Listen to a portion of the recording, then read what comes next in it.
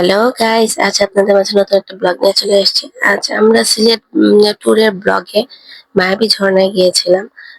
আসলেই মায়াবী ঝর্ণা, ঝর্ণাটা আসলে দেখতে খুবই সুন্দর ছিল। আর তাছাড়া তার মায়ার টানে কত লোক যে সেখানে আসছে মানে বলাই বাহুল্য। এত লোক যে মায়াবী ঝর্ণা দেখতে আসবে আমি কখনো মানে ভাবতেই পারিনি।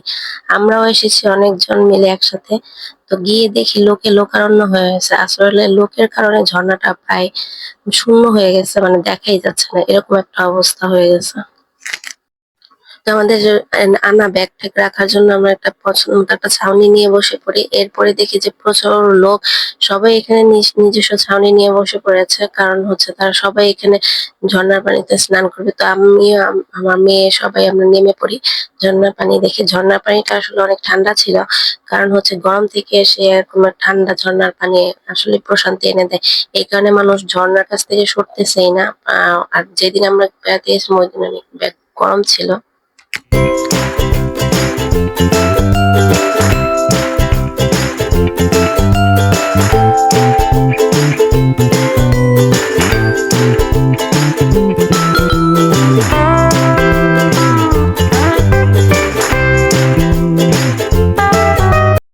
ঝর্ণার নিচ থেকে অনেকটা উপরে উঠে আমরা যাই, কিন্তু আমার মেয়ে দেখেন ভয় পাচ্ছে, চিৎকার চেঁচামেচি করতেছে, কিন্তু ওর বাবা বলতেছে উপরে ওঠো উপরে ওঠো।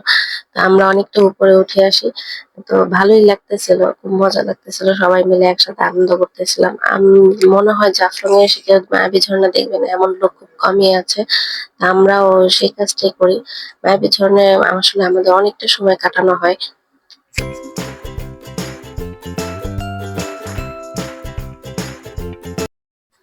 তো মায়াবী ঝর্ণায় এসে আমাদের মোমেন্টের কতগুলো ছবি এবং ভিডিও ক্যাপচার করে নিই, কারণ এগুলোই হচ্ছে মানে স্মৃতি হিসেবে থেকে যাবে এবং আনন্দ দিবে আমাদেরকে।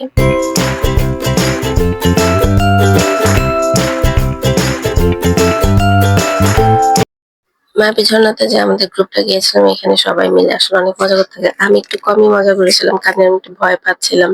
এখানে পাথরের অনেক খাদ ছিল, যেগুলোতে পা আটকে গেলে পায়ে ব্যথা পাওয়া যেত। তো আমার মেয়েকে অনেক কষ্ট করে এখানে মানে রাখা হচ্ছিল। তারপর আমি যথেষ্ট চেষ্টা করি যতটুকু সম্ভব মায়াবী ঝর্ণায় নিজেকে ভিজিয়ে নিয়ে মানে আনন্দ করার জন্য। এখানে তো কিছু মানুষ সাবান শ্যাম্পু নিয়ে মানে গোসল করা শুরু করে দিয়েছে একদম। তারপরও দেখবেন ঝর্ণার বড় বড় কাজে প্রত্যেকটাতেই প্রচুর পরিমাণে মানুষ মানে দাঁড়িয়ে আছে, ঝর্ণার সৌন্দর্য দেখছে, স্নান করছে।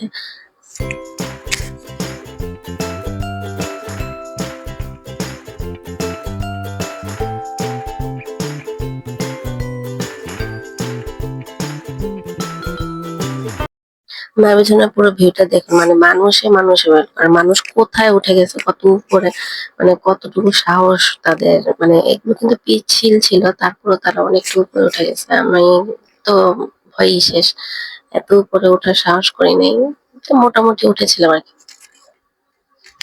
মায়াবী ঝর্ণার ভিউটা খুবই সুন্দর। এই পাশের দেয়া মানে পাহাড়টার হচ্ছে, এরপরে হচ্ছে ইন্ডিয়া।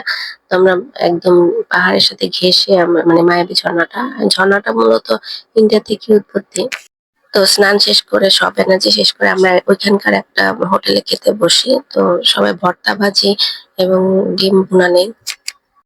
তো আমার মেয়ে এখানে পাহাড়ি মুরগির নাম শুনে তো পাহাড়ি মুরগি দিয়ে ভাত খায়। তো পাহাড়ি মুরগির টেস্টটা কেমন ছিল সেটা ওকে একটু দেই। তো আমরা এখানে খাওয়া দাওয়া মানে প্রায় বিকাল গড়িয়ে সন্ধ্যা হতে চলেছে, আমরা এখানে খাওয়া দাওয়া করছি।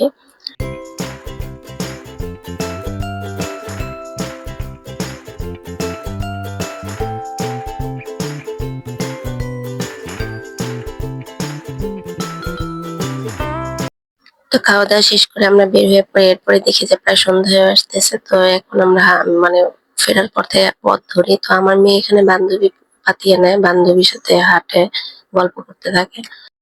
তো আমাদের মায়াবী ঝর্ণার ট্যুরটি খুবই মজাদার ছিল, আমরা খুবই আনন্দ করি, মানে আসলে প্রাকৃতিক সৌন্দর্যের মাঝে থাকা খুবই আনন্দের একটা বিষয়।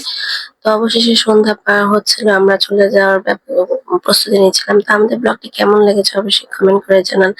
লাইক শেয়ার সাবস্ক্রাইব করে অবশ্যই আমাদের পাশে থাকুন। আর আপনারাও কে কে মায়াবী ঝর্ণায় গেছেন কমেন্ট করেন।